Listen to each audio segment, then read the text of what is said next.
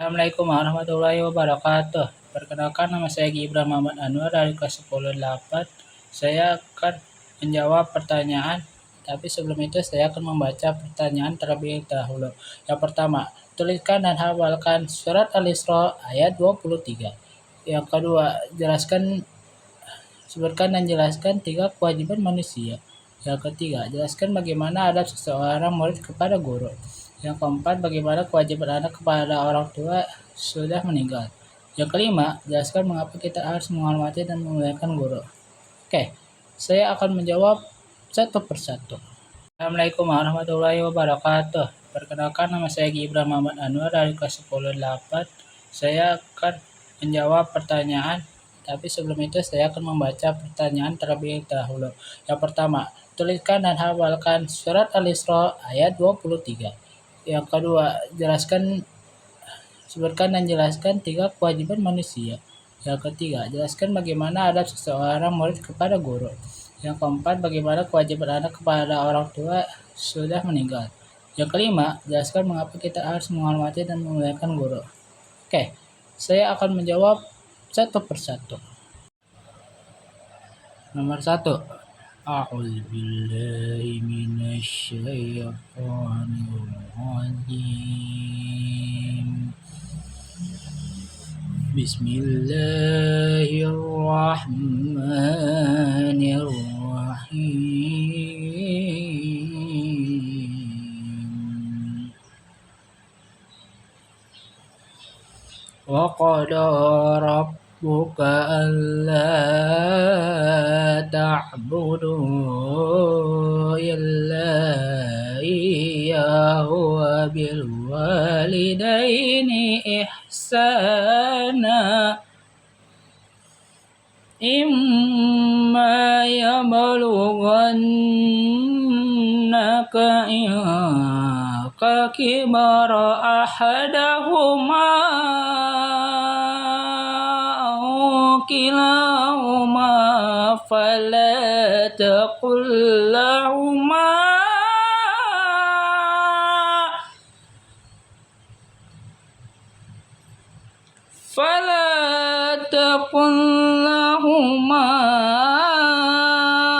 uffin wa la tanharhuma fala taqul lahuma qawlan karima. Artinya, dan Tuhanmu telah memerintahkan agar kamu jangan menyembah selain Dia, dan hendaklah berbuat baik kepada ibu bapa. Jika salah seseorang di antara keduanya atau kedua-duanya sampai berusia lanjut dalam memeliharaanmu, maka sekali-kali janganlah engkau memberontak atau mengatakan kepada orang tua perkataan ah atau tidak. Nah, di sini kita mengambil kesimpulan artinya, dan janganlah engkau membentak orang tua meskipun perkataan Anda ah, karena perkataan ah itu di dalam Islam itu bisa memberontak kepada orang tua. Nah, jika kalian memberontak orang tua, maka hukumnya sangat-sangat berdosa. Dan itulah ayat tersebut menjelaskan perkataan itu, sekali membentak perkataan orang tua minimal A itu berdosa. Soal yang kedua, mengapa kewajiban manusia itu ada 3? Nah, saya akan jelasin 3 ini tersebut. Nah, sebelum masuk materi, saya akan menjelaskan terlebih dahulu. Nah, kan kita sebagai manusia menerapkan hal-hal yang baik, meninggalkan dan hal-hal yang buruk. Contohnya, 1. Kewajiban individual.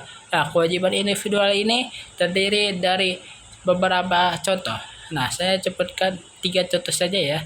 Yang pertama yaitu contoh mengatur pola makan. Maksudnya mengatur pola makan ini bukan mengatur pola kayak di HP itu ya. Nah, pengatur pola makanan ini contohnya tidak makan makanan sembarangan yang tidak halal maupun tidak baik bagi kesehatan. Nah, itu contoh pola makanan.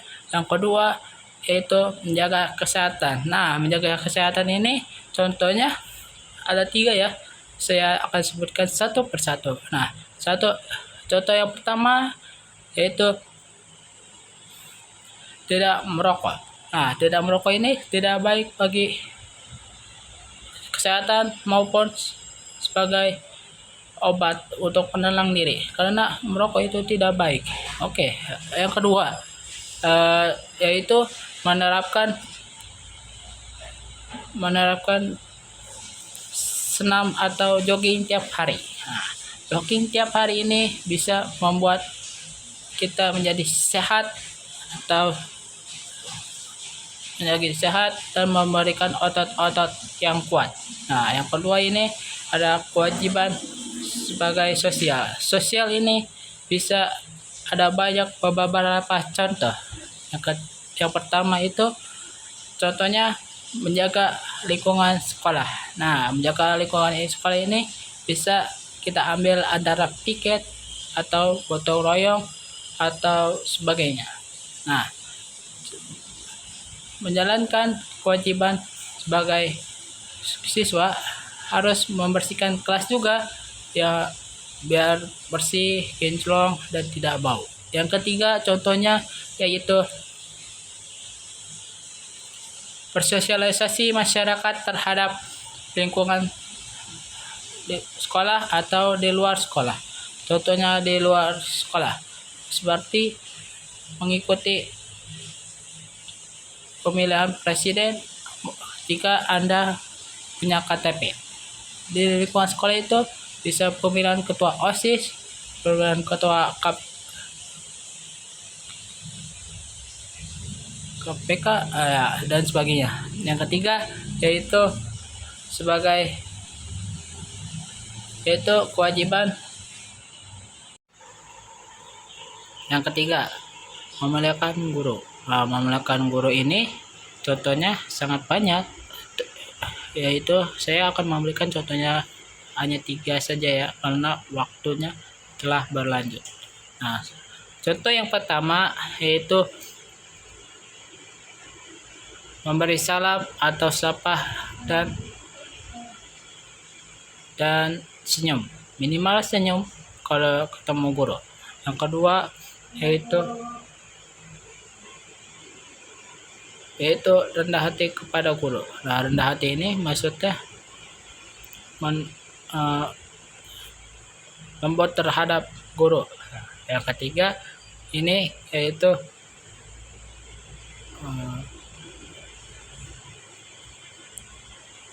mencontoh akhlak ya. Nah, mencontoh akhlaknya ini terdiri dari beberapa hal. Nah, akhlak yang buruknya jangan dicontoh ya.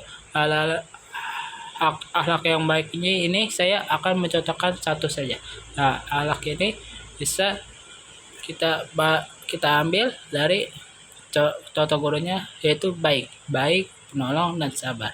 Nah, itu kita harus mengambil contoh akhlaknya karena insya Allah kita berkumpul di surganya nanti sama dia. Yang terakhir, menenangkan hati guru. Nah, kan biasanya kan guru kadang cemberut, kadang marah. Nah, kita harus membujuk dia karena guru itu kalau hatinya tidak baik, maksudnya lagi marah atau cemberut, itu tidak akan masuk di otak kita karena otak kita ini bisa didoain sama guru itu. Ya, maksudnya itu.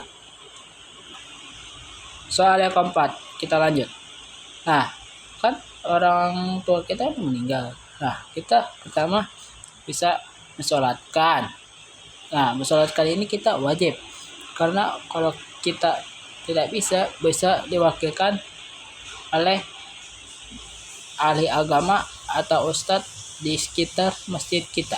Nah, yang kedua, memohonkan ampun dosanya. Nah, maksudnya kini kita berdoa tiap hari atau tiap Jumat.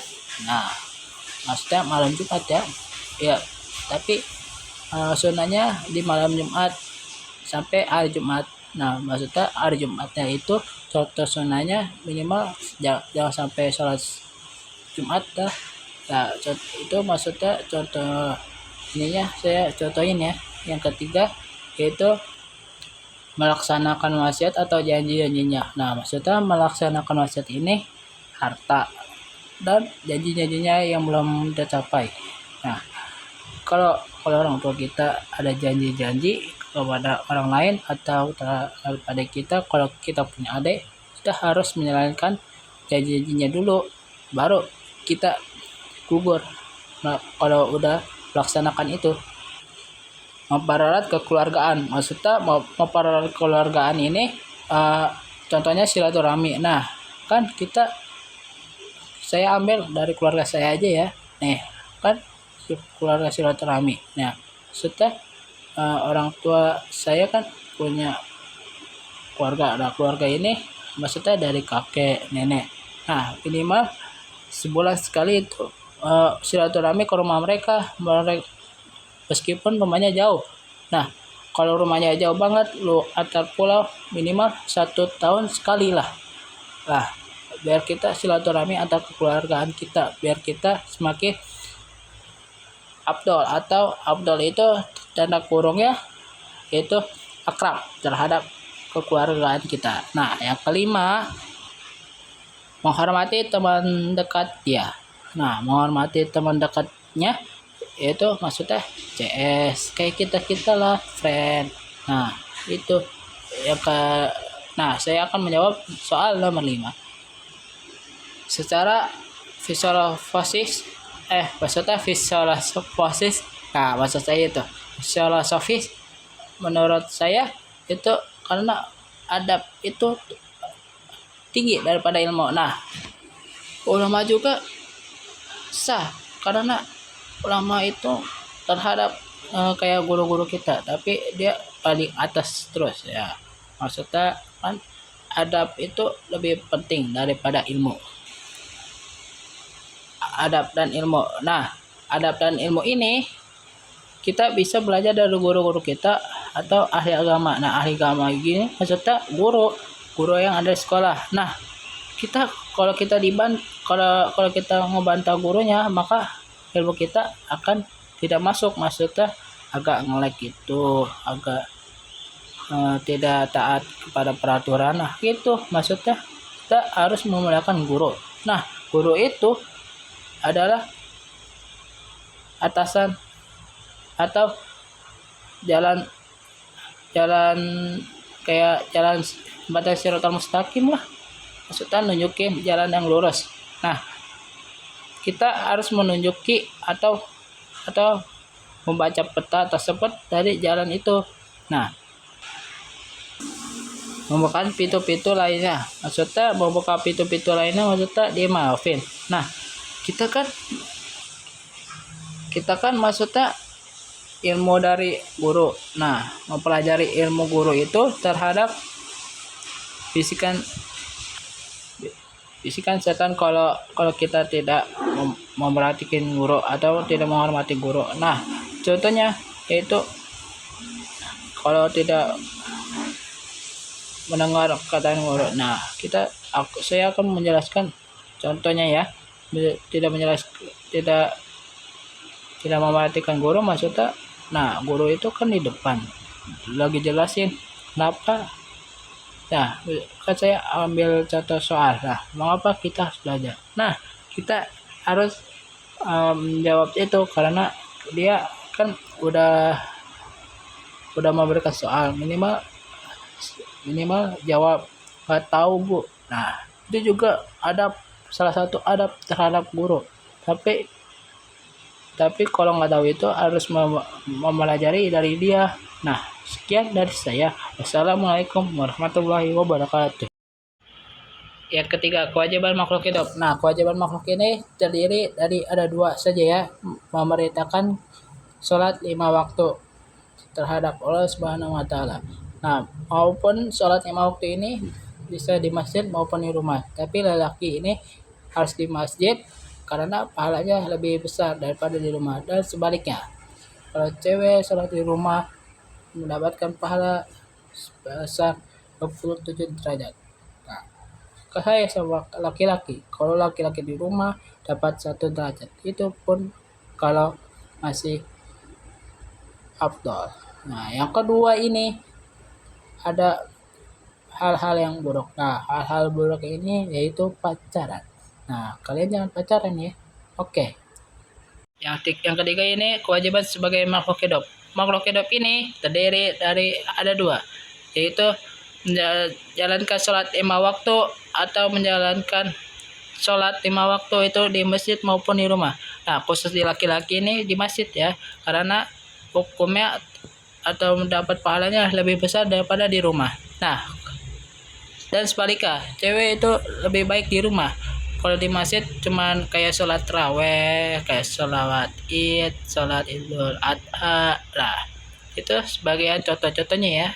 Yang kedua itu mengambil hal-hal yang baik atau menjauhi larangannya. Nah, mengambil hal-hal baik ini kita harus melaksanakan sholat 5 waktu di masjid. Di masjid ya. Oke. Yang kedua itu kan menjauhi hal-hal yang yang ketiga itu kewajiban sebagai makhluk hidup. Nah, makhluk hidup ini bisa melarang atau melaksanakan sholat 5 waktu. Nah, melaksanakan sholat 5 waktu ini wajib bagi umat muslim. Yang kedua, menghindari hal-hal yang buruk dan mengambil hal-hal yang baik. Nah, contoh mengambil hak yang baik ini contohnya melaksanakan atau jujur. Nah, melaksanakan ini terdiri dari ada dua, itu mengerjakan tugas atau mengerjakan piket kelas. Nah, ini kita akan mengerjakan tiap-tiap kita sekolah atau tiap-tiap kita ada jadwal piket. Nah, yang kedua tadi menjelaskan kita akan